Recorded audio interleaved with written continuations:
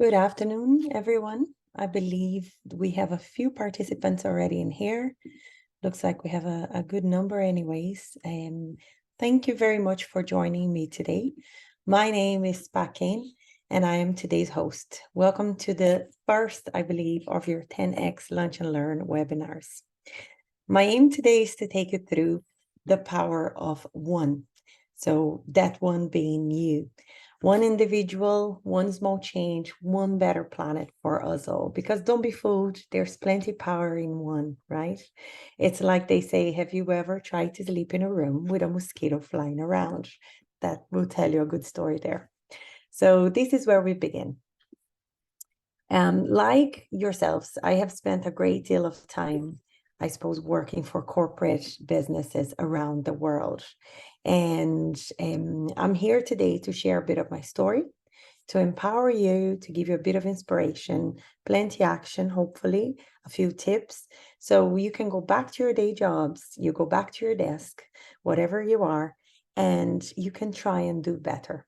If you leave today's presentation with one small change, one small change in your mind, something that you plan on doing better, to me, that's already success.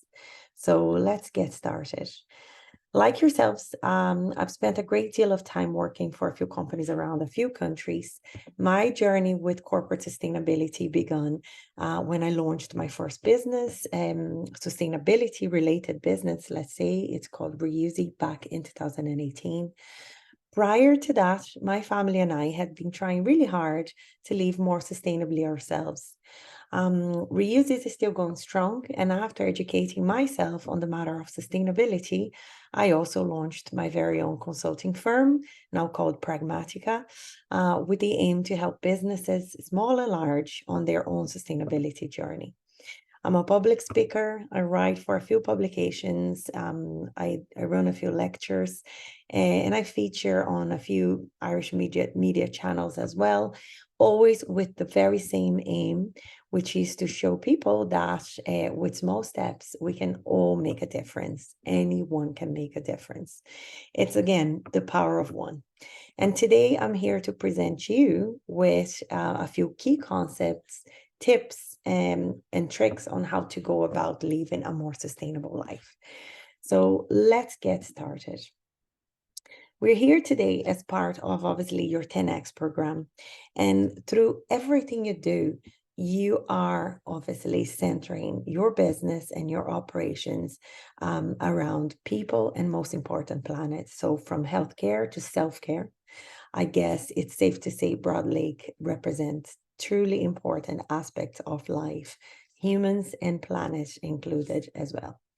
So, as we speak, your business is working on extremely important pillars, as you will know better than I do, including waste, biodiversity, carbon footprint, as well as programs and initiatives for increased equality, diversion, and inclusion, as well as people becoming visible allies, which is so important mainly right now.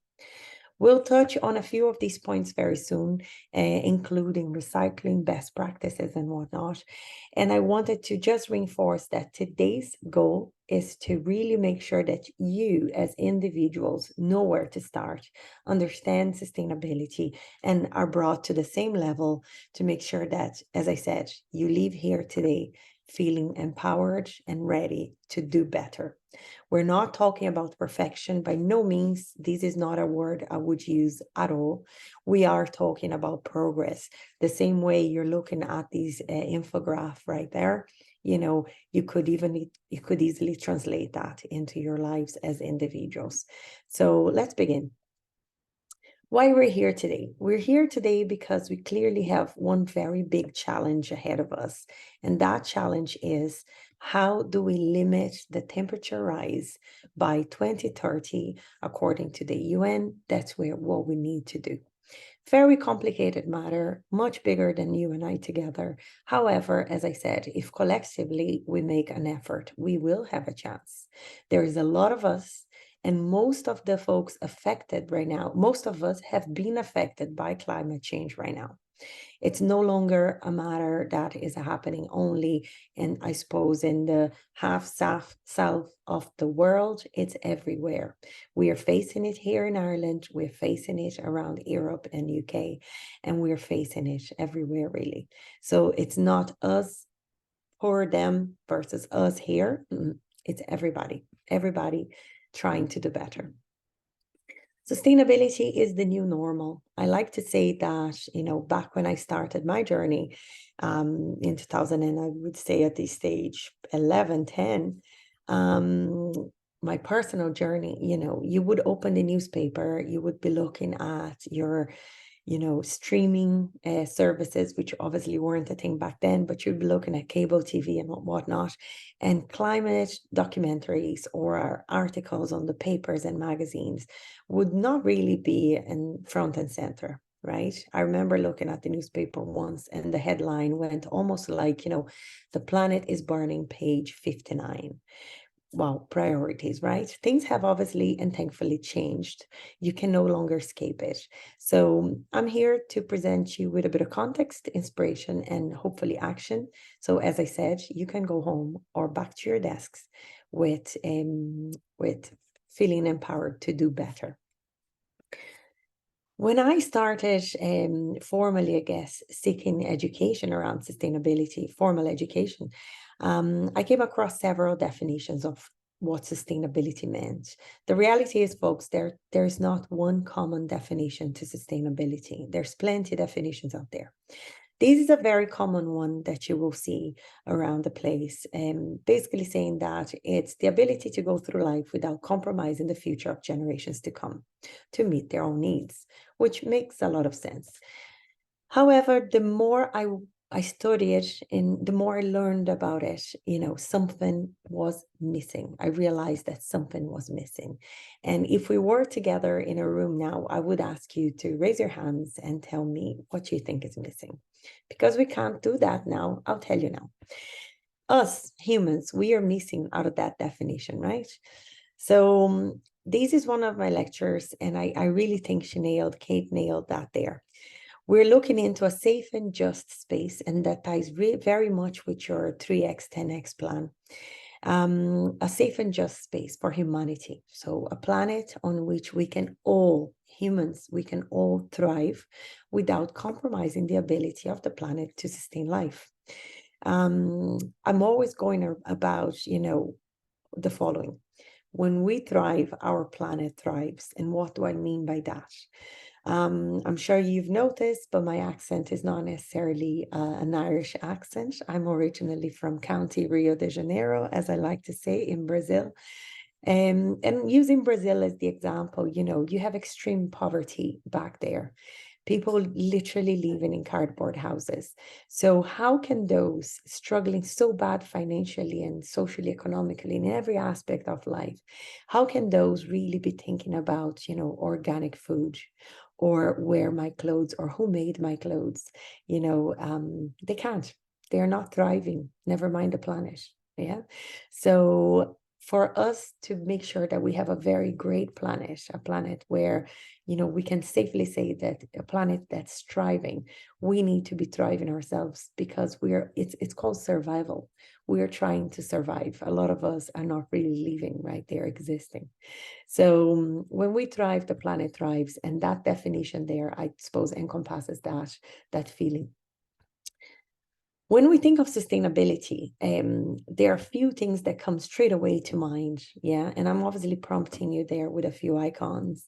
You think of your natural world, the poor turtles, dirty oceans. You think of littering. You think of recycling. You think of forestry and whatnot, but very much related to waste, very much related to nature. Yeah. However, and I'm very glad Broadlake has in place the 3x, 10x program, because in there you will find the other very important aspects of sustainability. I just mentioned, sustainability is all about the natural world and whatnot, which is excellent, but it's broader, it's about us humans as well. So I decided to put that together for you here to make sure that we all have this clear view on what sustainability means. At times, I arrive at offices, meeting rooms, conferences, and whatnot, and people look at me and straight away think, here comes a tree hugger. Yeah, because sustainability, when you think of it, you think of natural world, you think of nature, you think of oceans and whatnot. However, it really goes beyond that.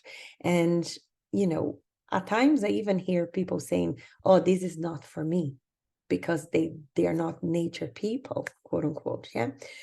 I'm here to convince you that you are a sustainability person too, and that this is too for you, because it has to be.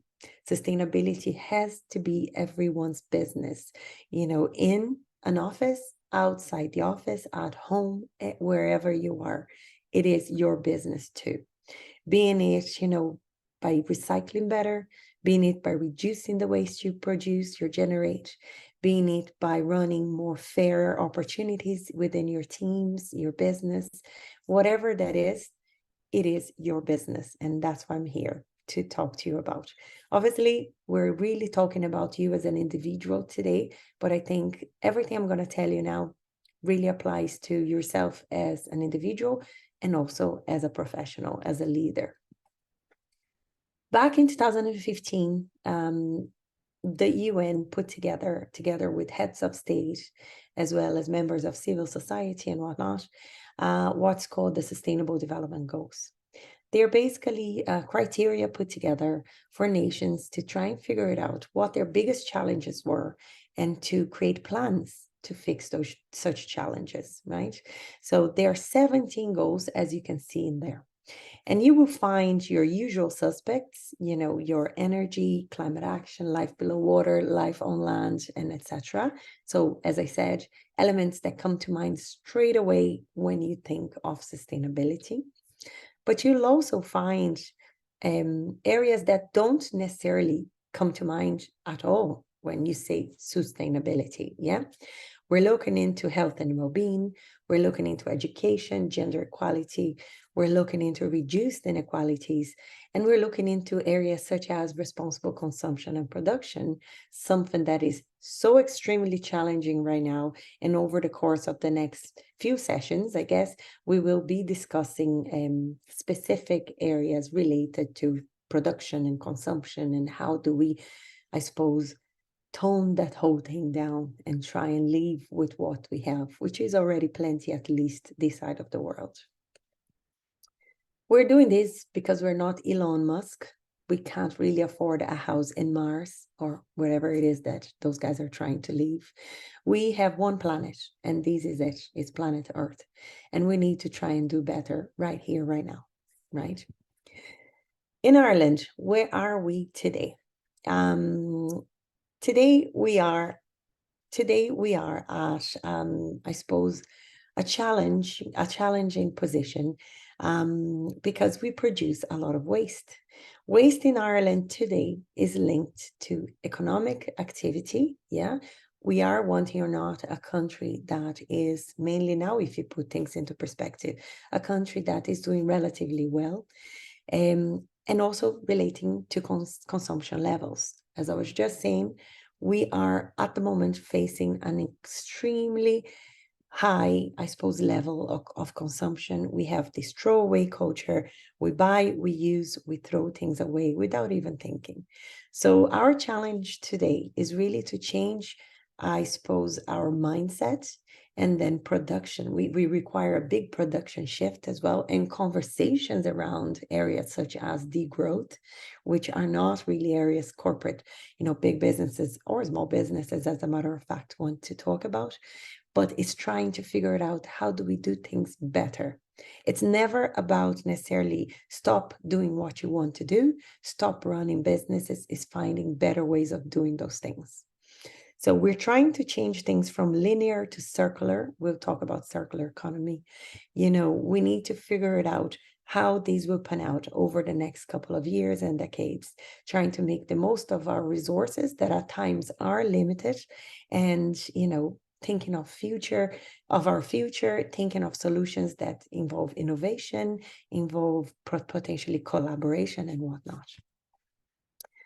You will ask what circular economy is, right? So circular economy is an approach that can provide society-wide benefits in which waste is prevented, consumption of single-use items is reduced, reuse and repair initiatives are incentivized, and recycling is maximized. We're also looking at residual waste that cannot be recycled to be used then as energy source, replacing fossil fuels. We are on the cusp of COP28, and one of the major topics that will be discussed over the coming weeks is how do we phase out fossil fuels, something that is still very challenging. But if we are looking at the world, not from the linear economy, as you can see there on your right, but from a circular economy point of view, it's how do we use everything to the max, to the best of our abilities, and whatever is left, how can that turn into, I suppose, an energy source that is less pollutant, less damaging to our planet? And no, this is not just about business. We have an increasing population, although we're only a very small island, of course. But it's all about us individuals as well. It's all about how we choose to live our lives. How do we go about our days with simple things like a water bottle, for instance, or a coffee cup. Right now in Ireland, 22,000 disposable coffee cups are used every hour, and that is 22,000 coffee cups. That is a lot, if you ask me. So how do we reduce that? Obviously, we're only a small island again, but still, it's a lot. So the question is how us as consumers behave will also affect the quantity and types of waste we generate, and how will these waste be managed? So that is a very important question. Ireland and waste in terms of, I suppose, per person waste, we're looking at 2012, where we were generating 2.77 tons of waste per person, all the way up to 2020, which obviously was a very challenging year, and we saw a big increase of the waste generated per person.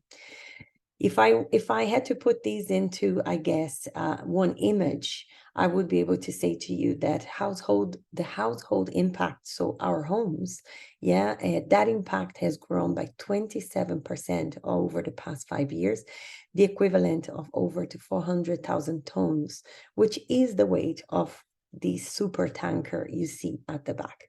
So it's a considerable amount of waste, if you ask me. We need to act fast. There are areas such as e-waste, as you can see there, that are growing rapidly. For those who are not familiar, e-waste is electronic waste. So we're looking at anything with a plug. We're looking into batteries. We're looking into light bulbs, small appliances and whatnot, calculators. We're looking at the fastest growing waste stream in the planet, that is e-waste. So it's one of those things that we need to keep in mind, and it's one of those things that we really don't think about. But I would invite you today to have a look at home when you go back home, or even in your office, and start looking for old appliances, old broken phones, little batteries that are gone, and that sort of thing, and start gathering those. I can say it looks like, and that's an EPA stat, we will find between 18 and 25 items in every Irish household, average household, if we start looking for it. So it's obviously a big deal. You can recycle that sort of thing. You can responsibly recycle that sort of thing or dispose of. using WEE, so We Ireland. You will probably have seen boxes around places like IKEA or Woodies and whatnot. And they will also offer offices like yours, I guess, those sort of facilities for you to recycle your electronic waste. So one to keep in mind. For households, and because we're talking about individuals here today, I would advise you to access the WE website and look for a drop-off spot near you. Mind you that towards the end of the day, or you will be receiving a compilation of this presentation with links, tips and tricks, and areas that you can potentially work on yourselves at home. Where are we today, though? Let's dig a bit deeper here.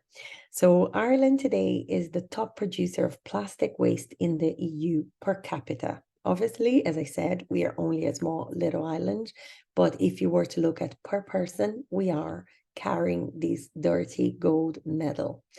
The graph on your left will show you data from 2015, and the data on your right is an updated version of that. It's 2021. I like to leave both one beside each other so you can see progress, not the good type, but still. Yeah, so it's just so we know what's going on. Back in 2015, Ireland produced 61 kgs of waste per plastic waste only, mind you, per person. Yeah. Now we are looking into 68 kgs. Sorry, we're looking at 65 kgs of plastic waste per person, again, on a yearly basis, which is obviously an increase, and we're still at the top of the list. We are not great at recycling plastics here. We don't have enough facilities. Most of our plastic waste today is being burned instead of being recycled. And the reality is a lot of our waste is also shipped abroad, which is not cool, right? We're using someone else's backyard as our landfill. So it's absolutely not a good thing.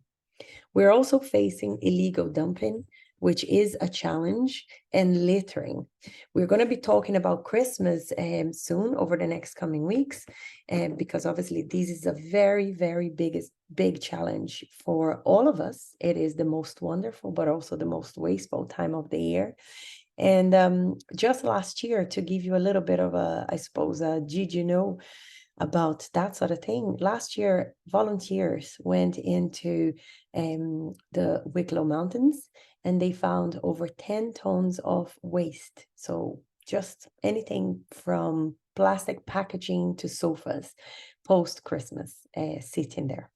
So we obviously have a big challenge. We have rules and we have penalties for illegal dumping, but we are still facing big challenges.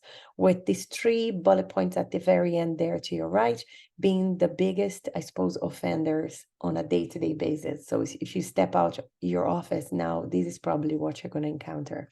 We're looking at cigarette butts, which are not only small and you think, what harm could they do? They contain plastics, they contain toxins that are probably going to be picked up by small little animals like birds being brought to their nests, or else they will be washed away and end up in our oceans, waterways, and whatnot, contaminating those.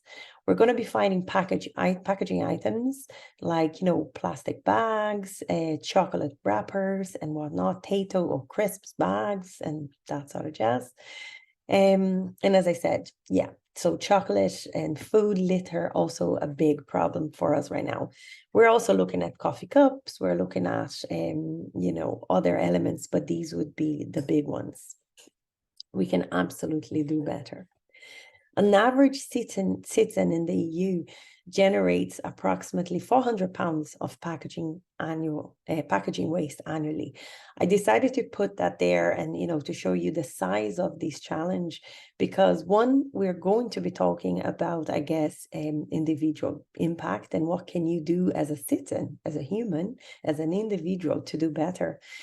But also you run businesses, yeah? So you have over 4,000 employees, if I'm not mistaken, in your grid right now. which means that, you will be dealing with packaging. So how can you, as a business and as a business leader working for a large business, how can you do better when it comes to packaging, and hopefully then impact positively your end consumer? Being it transporting products to big supermarket chains, and I'm looking obviously at businesses like the Handmade Soap Company, but also if you are, working with healthcare and you are bringing things to wherever you have to bring your products, how do you reduce the packaging that is being shipped, back and forth to different places? That's one food for thought, I guess. How do we fix the waste problem? Well, the EU, there's plenty EU legislation. We have a circular economy bill here in Ireland. You have the Sustainable Development Goals and etc. So we have big drivers to I suppose push that change forward. Right now, we are behind on all of our targets, but we are hoping things will get better. The government is putting in place, schemes so we can return plastic bottles and earn a few cents for that sort of thing. We are now allowing people to recycle elements that were not recyclable before, such as soft plastics. So there is a lot going on, but we need everybody to jump in. And that's why I sound like a broken record, but we really, really need everybody to get on board. This is everyone's business. So how do we bring this to our lives, right? I'm going to get into the 7 R's of sustainability, and these are organized in order of importance. And you'll be like, wow, recycle is at the very end. Yes, and we'll get to that in a second. And that's in the right place, by the way. So we will start this conversation with refuse. Yeah, that's your first R. Refuse means that you are making an effort to not generate any waste, always when possible. So excuse me, working for a big business, you're often finding yourselves, I guess, at conferences, at events and whatnot. And you're often finding yourselves being offered free pens, free notebooks, lanyards and whatnot. You don't need those. You already have plenty of notebooks and pens in your life, I bet. So it's all about finding ways to say thanks, but no thanks. As I joke, it's the fine art of saying thanks, but no thanks. The idea is that we use what we have to the max and then we replace. We don't accumulate more just for the sake of that. So refusing is key, is number one. And dare I say, I would even add to refuse a rethink R as an 8R, I guess. And the idea is for you to rethink your habits, your consumption habits as an individual. But we'll start with refuse here today. Secondly, we would go into reduce. We can all agree that certain things we will need, right? We need to eat, we need to look after ourselves, we need to shower, we need to dress ourselves up and all of that. But how can you make those decisions in a way that they will impact the greater good, right? In a more positive way? How can you reduce your impact, I guess? So you can reduce your impact by only buying what you need, really, truly only buying what you need. We're about to embark on the most, I suppose, consumerist season of the year with Black Friday offers, with Christmas offers. So how can you take a breath, and rethink your habits, that if you do need a new fridge, if you do need new clothes, if you do need whatever it is that you do, that's okay, you need. But if it's only a want, if it's something that is not really going to rock the boat, it's not something essential, and you can do with what you have, stick to those. Try to reduce the consumption, your consumption habits. And of course, your pocket will be very happy with you too. We have a few ideas there, only buy what you need, opting for reusable and refillable options around Ireland. And again, I will share a few tips with you, but around Ireland, we can now find places where you can just refill jars instead of buying, for instance, rice or pasta in plastic bags that are disposable. You can bring containers and just buy things in bulk. So there's plenty of that. You know, you can reduce water consumption by timing your showers. You know, some will say that 4 minutes is the ideal time. You can turn off the tap, of course, when you're brushing your teeth. We know that. Do we do it? I don't know. You can absolutely switch off your engines instead of leaving them idle if you're sitting outside your kids' school. You know, that is so important. And now with winter coming, you see so many cars on just for the sake of being on, waiting outside school gates. So it's about reducing our impact from consuming something to wasting water, electricity, and from polluting our planet with your cars sitting there idle, for example. We're also looking into reuse and repurpose as another option here. So if you find yourself with something that you no longer need for whatever reason, you know, think before getting rid of that rubbish. Because remember, there's no such thing as throwing it away. Away doesn't really exist. It's going to be out there somewhere. So can you give unwanted clothes to books and books to charity shops, to hospitals, to schools? Can you swap with friends? Can you find a way to share on WhatsApp groups? Listen, I don't need this anymore. Anybody would like to take it from me?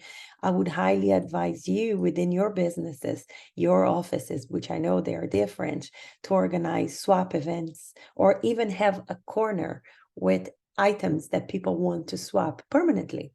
I went recently to visit the factory of a very well-known Irish business called Ireland's Eye Knitwear. It's a beautiful business for clothing and all, and they have a permanent spot as a swap shop for employees to swap whatever it is, from NutriBullets to clothes, yeah, which was so interesting to see.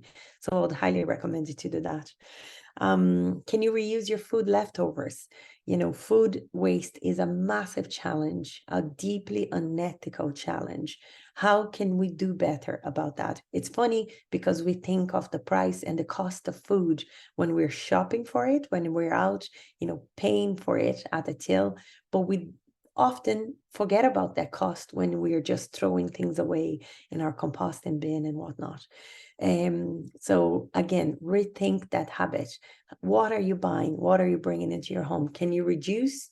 Can you refuse? Can you reduce? And if not, if you find yourself with leftovers, how can you make the most of those? Yeah, to make sure nothing ends up in waste. Again, you can rehome old items like magazines, for instance, you know, and send them to doctors or dentist surgeries. You can ask if they're interested. And I would highly recommend you, if you use Facebook, to check free cycle groups near you, where you can just put pictures up and offer to people around you things that you no longer need or want. Next up, we have repair, which is, again, a very important point as well. And I think it's something that we often forget it's there, right? Because things are more affordable. We live in a society of abundance, and it's much easier for me to buy something new than repair. The hassle of going somewhere to have to repair something, who wants to do that? I get it. However, we should do that. So can you find a zip yard near you, someone to mend clothes, for instance? Can you buy something secondhand and tweak here and there, fix something, you know, give it a new color or whatever it is, and continue to use that item? You know, and remember that, you know, we've squeezed something in there that is some things you don't really need to own. You don't need to own books. You have plenty of libraries around you. Obviously, we no longer need to own DVDs. We have Netflix and whatnot. And even cars and office space, we don't need to own those things either. Yeah, you can rent, you can go for a co-share, co-working space, or whatever it is. So it's about finding different ways of doing the things we need to do. Again, I would highly recommend you to have a look at this website called repairmystuff.ie, and I'll add that to your list of tips as well. It's a government-funded website, and in there you will find people to fix pretty much everything you need to be fixed, bar relationships. There you go. Lastly, and as I said, lastly, recycle and rot. Rot is standing for composting. So When you get to that stage, folks, it means that you've tried all of those items and none of those options worked. You try to refuse, you try to reduce, you try to reuse and repurpose, you try to repair, nothing worked, which means you're left with a piece of waste or rubbish in your hands, right? So what do you do with that? When there's nothing else you can do with that, the idea is that you learn the rules of recycling. I would highly recommend you to check My Waste. They have incredible guides out there. I have one here. This is specific for businesses, but My Waste is a government-funded initiative. Again, brilliant, extremely, very complete. And if you have any questions at all, get in touch with them, or else just contact the waste collector company that you use to ask them questions. They are very happy to answer any questions you may have. Learn how to dispose of your waste, and that includes, of course, food leftovers. It includes your organic waste as well. Talking about recycling and composting, because I know this is an important one, and a lot of us have plenty of questions when it comes to those two items. Although they are the last resort, I think it's important for us to clarify a few things. So today, in an Irish household bin, an average household bin, this is what you will find. I'll start from the bottom. You will find paper and cardboard, which is great. Perfect. You will find rigid plastics and soft plastics, which is also great. And you will find metals, yeah, so tins and cans, which is perfectly fine.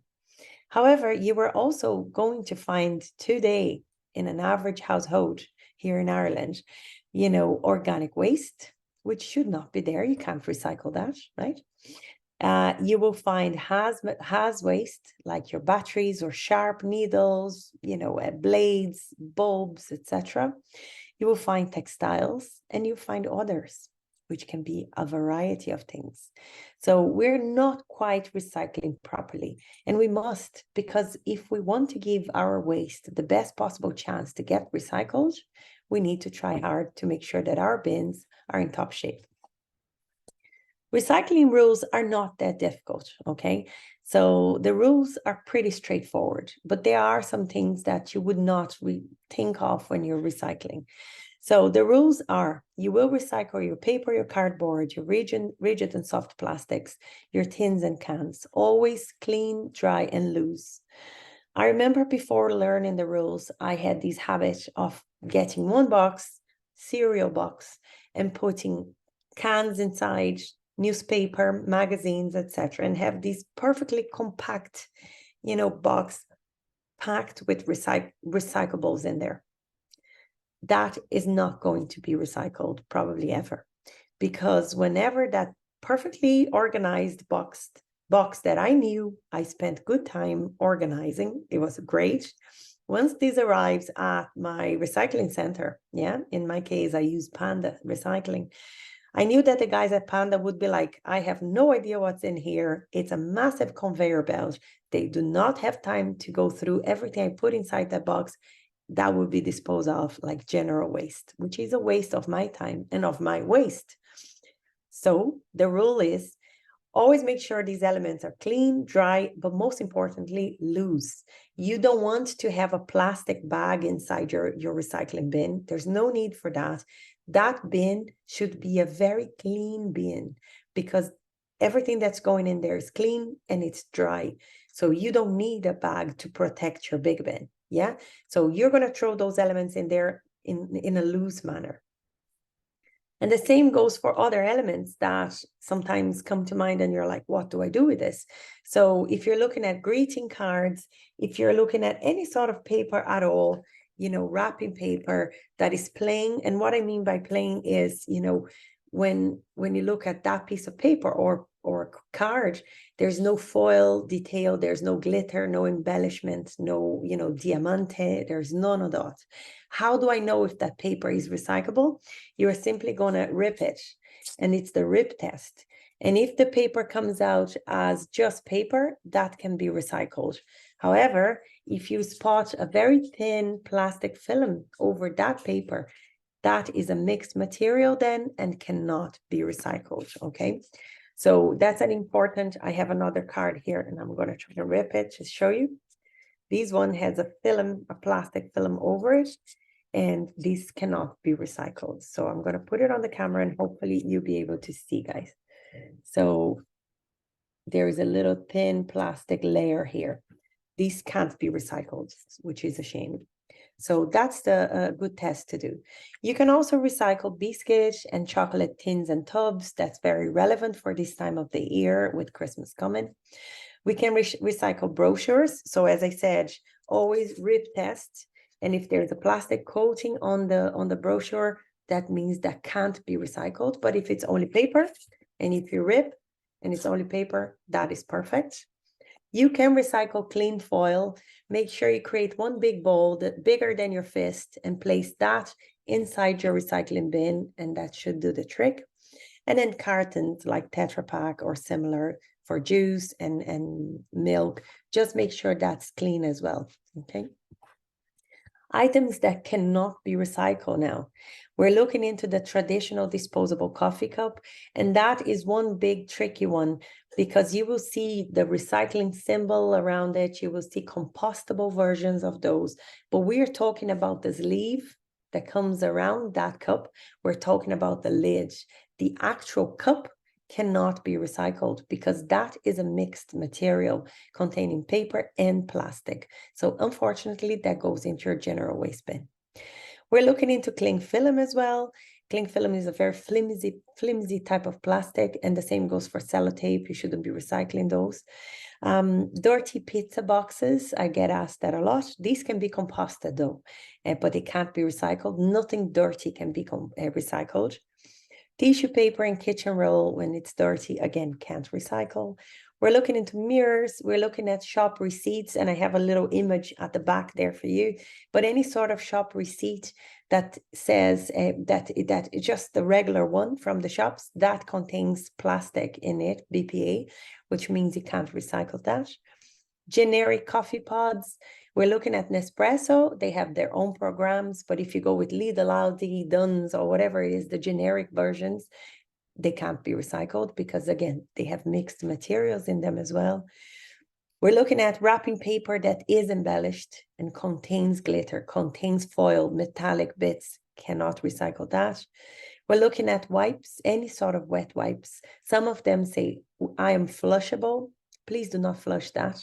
A lot of them will be biodegradable, and we'll talk about the difference between biodegradable and compostable, but please do never flush that because that will contribute to pollution and the fat bergs at the end, which are horrific, and they can impact your household as well in terms of getting things clogged and blocked.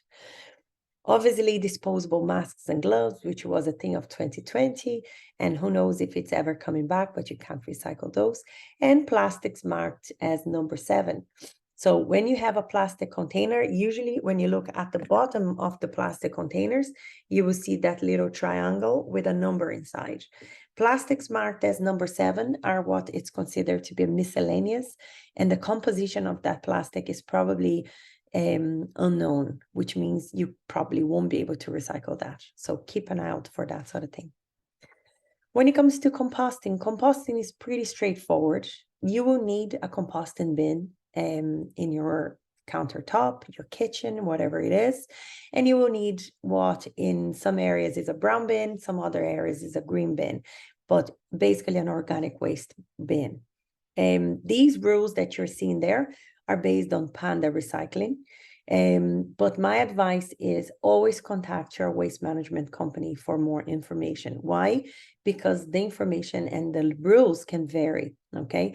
So Panda, for instance, accepts animal byproducts like, your egg shells and dairy and meat and bones, but some companies will not accept. So if you want to be sure that you're doing the right thing, get in touch with your waste management company and make sure to ask them, where can I find the information around organic waste? The important thing here is to make sure that everything that goes in there is either obviously in accordance to the company's rules, or else, and also it is extremely well labeled saying this is compostable, yeah? Which means if you're looking at coffee cups with compostable sleeves or lids, if you're looking at tableware, like, plastic plates or cutlery that are labeled compostable, make sure that those can also go into your bin. That's very important. Now, common questions that I often get asked here are, what should I do about composting if I live in an apartment block and I do not have a composting bin? My solution to you would be to check this website, sharewaste.com, and you will find drop-off points around the country where you can drop your organic waste. If you live by yourself, or if it's, you have someone like a roommate and all of that, make sure you keep your waste either in a little bin, or you can even keep it in a freezer, in a container in your freezer, so there's no smell. And then maybe every week you can bring that to one of the drop-off points. That's one way of going about it. The other way, and the other question that I get often asked, is around what's the difference between compostable and biodegradable. So biodegradable waste should not go into your composting bin because that will eventually decompose. Whilst compostable, if that waste is brought into the right conditions of heat, temperature, light, it will decompose within 4 weeks or so. So that's the difference. So biodegradable should not go into composting bins. My takeaways for you folks before we get into Q&A, I see a few questions coming up, are, try to rethink your habits. This is very important. Try to really dig deep into why do you buy what you buy? Why do you buy as often as you buy? I think this is a very good point. It's a great starting point for us as individuals to try and do better. Run an audit at home the same way you would run an audit, I suppose, at work. Try and figure it out. These weekends, coming weekend, I would invite you to have a little piece of paper in your countertop, or even use your notes app on your phone and write down, look, this is everything that we're buying this weekend, and this is all the waste that we're generating. And try and figure it out. What could I have done better? And find ways to do so. That is very important. But as Peter Drucker, business, I suppose, guru would say, you can't manage what you can't measure. So try and figure it out, what the problem is for you as an individual, because our problems will certainly be different. We're all different. What your problems are, what the challenging areas are, and then try to find ways to do better within those areas. So that is number one. Sustainability, as we said there, concerns involve planet concerns and beyond. We're looking at the natural world, we're looking at nature, forests, oceans, and whatnot, but we're also looking at ourselves as individuals, and how can we do better? How can we create a more fair, a more just space for everyone? And how can we look after ourselves, our mental health as well? Because when we thrive, our planet thrives. So I hope that one is clear as well. Sustainability is no longer a trend. It's a matter of if, not when. And if you haven't yet replaced, I suppose, toxic or non-sustainable items in your lives for more sustainable alternatives, it's only a matter of time. This is not a trend. This is not a fad. As much as I would like to see everyone adopting sustainable habits immediately, we need to use what we have. We need to go through, being it clothes that we bought at maybe fast fashion chains, but this is a conversation for another day, or food, or, whatever it is. We need to do better, but it's not going to happen overnight, but it will happen because it's here to stay. As I said at the very beginning of this conversation, we're looking into progress over perfection. No one is perfect. And I tend to say that, even, I don't know, Greta Thunberg probably loves Coca-Cola. Obviously, I don't know that. That's a joke. But no one is perfect. That's what I'm trying to say. And we're not expecting anyone to overnight become, this completely sustainable individual. No, we're looking for progress in different areas of our lives. So if it's your food waste, if it's the clothes you wear, if it's the energy you consume, if it's your commuting, if it's, the way you travel, whatever that is, just trying to do better. That's the goal. And remember, there's power in one. We can all do better. there's always room for better. And, you know, the option of us not doing anything, it's not really great. I always say that when we're very old, we want to be asked, what did you do once you knew? Yeah. And you want to have plenty answers for that question. You want to be able to say, I tried my best with what I had, with my financial conditions, with whatever it is, I tried my best. Because if we all try our best, if collectively we adopt better, I suppose, habits, we will eventually find ourselves living in a better planet.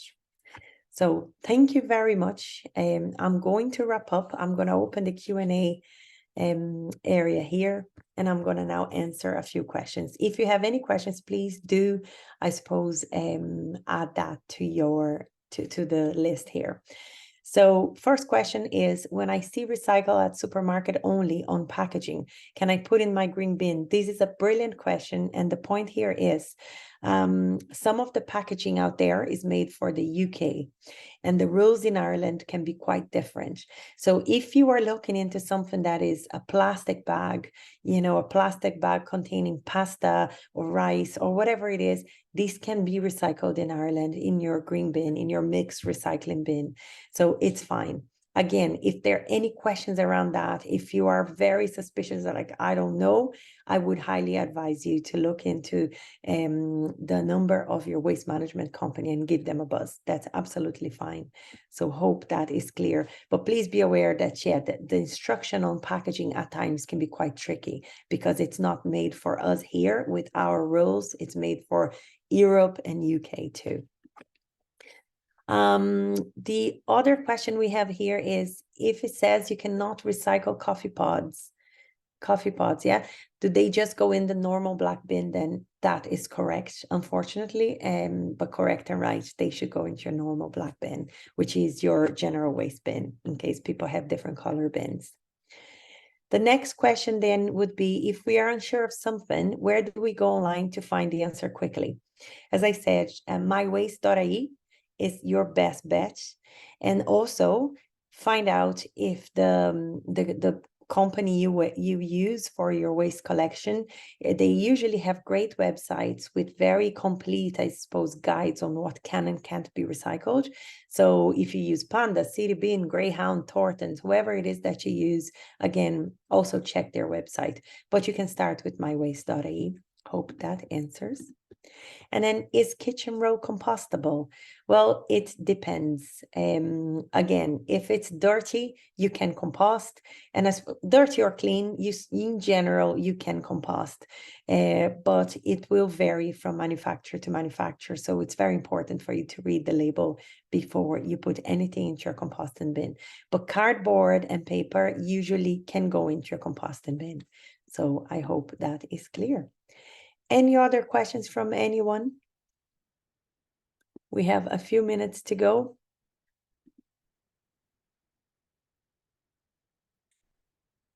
I have one more question here, I guess. What is the number one thing I can do today? I love that. Thanks for that question. The number one thing for you will probably be a different thing for me. But if I had to choose something, I would say track your waste. So as you go through your day today, have a look around, you know, as you have lunch, as you go out after work to do your shopping, as you go home and cook your dinner, or if you're going out for dinner, you know, start using your notes app on your phone to track your waste. You cannot fix a problem that you don't even know it's there. So if I told you that, you know, go check your energy supplier to make sure that you're using 100% green energy is your number one thing to do today, that's a good one. If I were to tell you, you know, walk more, drive less, that's a good thing as well. Reduce food waste, etc. But I don't know what your reality is. And the best thing you can do then is to try and figure it out. Of all these things we discussed, you know, where are your challenges? You know, where does the problem lie in? And try and figure it out ways to fix your own problem. So my number one thing today is to audit your lifestyle. That's my number one point for you. Anyone else?